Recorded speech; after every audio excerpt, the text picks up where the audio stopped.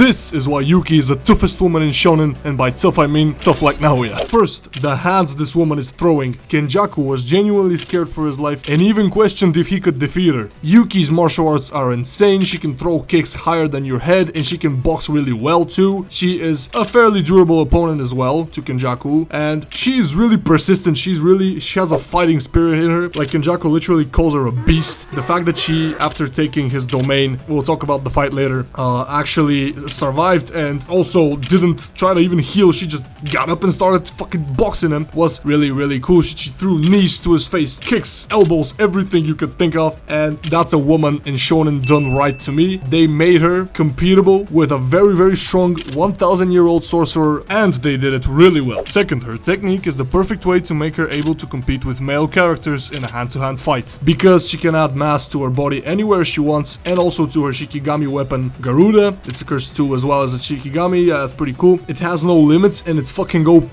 She can add as much mass to her as she wants, and if she adds too much, yeah, sure, she'll die, but she'll make a fucking black hole and nothing will escape, for the sole exception of Kenjaku here, because he had the perfect technique to plot armor his way out. But anyway, that is still a very dangerous sorcerer, as she is. And the way the mass works is, imagine if she hits you with her arm, you know, her arm is her arm, but she makes it as heavy as 12 cars. Okay, so now how do you feel? It feels really bad, right? It hurts. But shouldn't it weigh her down? Well, the thing is, no, her technique actually prevents that. So no matter how much mass she adds to herself, she does not suffer the effects of the weight. She's actually increasing the density of the hit, and if she hits you, you'll still feel the 12 cars, she just won't. But yeah, it's a really cool technique, and the fact that she had a Shikigami that she reinforced so hard with her technique that it also turned into a curse 2 while still remaining a Shikigami as well, and she can like fucking swing it around. She even kicked it like a football to a cursed spirit and one-shot it, and it was a special grade too. Like, that's insane. And Garuda is a really cool Shikigami. It is actually the only time we see a Shikigami turn into a cursed weapon and also retain a Shikigami in the series, which is pretty cool. Let's now get to the fight.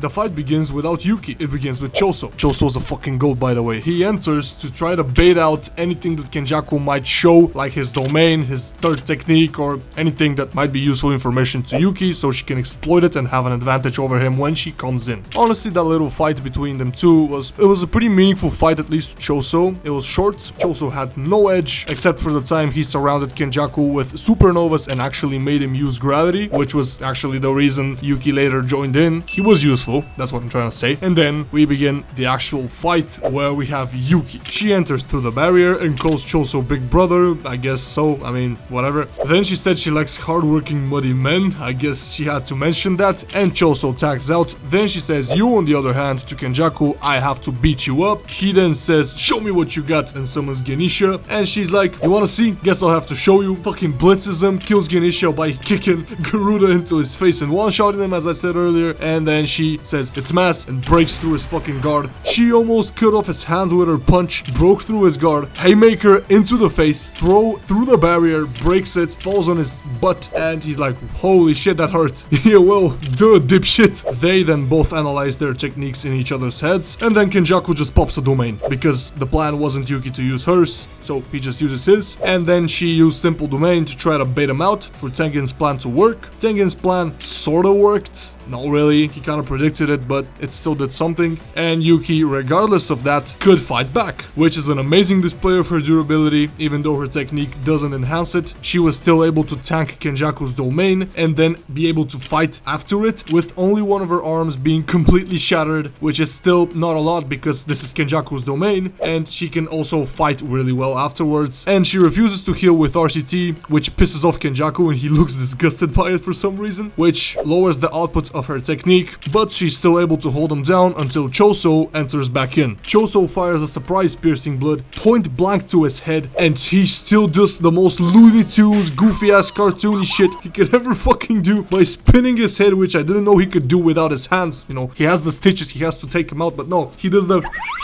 spin on his head and dodges that, changes the trajectory of the blood somehow. And yeah, to my opinion, he should have died there. You know, that's kind of an ass pull, but hey, it's Gege's manga, not mine. After that, Yuki delivers a devastating spinning back kick to his fucking head, but he lives that because she has her output lessened due to her injury. And then they proceed to Jujutsu Kaisen his ass just like Makito until he has to use his gravity technique and pin him down, but Yuki luckily could dodge that. Then she whips him in the face with Garuda, which I find very funny, but while that happens, he's filling in the cooldown for his gravity technique with his curse manipulation, and that distracts her for a little bit, and he's able to hide a mini Uzumaki and then fire it right to her stomach, which makes her a fucking donut. Then we come back to a heartwarming flashback of them two in a bar talking. What if I just sacrifice myself for Yuji? And she says, if you sacrifice yourself, nobody will be there for him, so you have to live on. And then we have this sad panel of her telling him, right now you've died as a curse, you now live on as a human. Tengen opens the barrier, he falls down safe, and Yuki is left to her final stand. After all of that, Kenjaku gives her the Gojo treatment, and then Tengen comes out of nowhere to distract him. He succeeds, and then she grabs him by his leg and puts as much mass as she can on herself with her technique to finally make a fucking black hole. Like, what the hell? And that's not bullshit, that's the opposite of bullshit. Fucking peak shit. And it's a very creative way to use her technique as a final last resort weapon, which is peak. And then Kenjaku literally pulls Maki level bullshit to escape from that and turns Tengen into a resin. Now, the best part I want to talk about is her ideals, the way she thinks, the way she speaks, and the way she carries herself. First, we have the interaction with Todo when he's a kid, and she basically just asks him, what kind of women are you into? Honestly, fire fucking question, and we learn that she is his mentor. Then we have her interaction with Geto, where they talk about what can be done to free the world of cursed spirits, and she comes up with the solution of either make every person a Jujutsu sorcerer or erase all of their cursed energy. So Yuki to me is this very selfless character. She really doesn't care about herself that much more than she cares about others, and her solutions were all moral. They were all with the,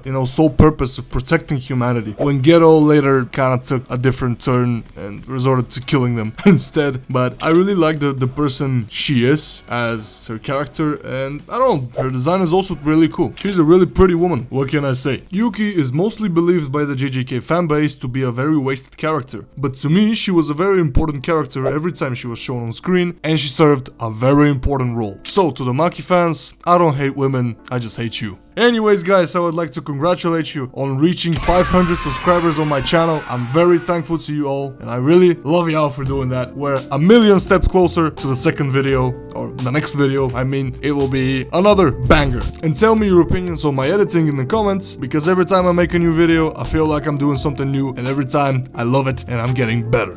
Now about my schedule a little bit, you can see that I'm not uploading daily, I'm uploading every 2 days maybe, and I started daily. Why is that? Well, I had more time when I started, so I uploaded more. Now I don't have that much time, so I upload every 2 days or 3. As soon as I get the, opportunity to daily upload for maybe a week, I'll do that, of course. Some weeks I'll be putting out 2 videos, some weeks I'll be putting out 5. So yeah, stay tuned for the next video, check out my previous video here, and also don't forget to like, subscribe, share with the notification bell on if you want to see more videos like this in the future, and also comment anything you might want to say and tell me your thoughts on Yuki. Tell me what you think about her, because I personally think that's a perfect character, written like gold. So yeah, I'll see you in the next one. Peace.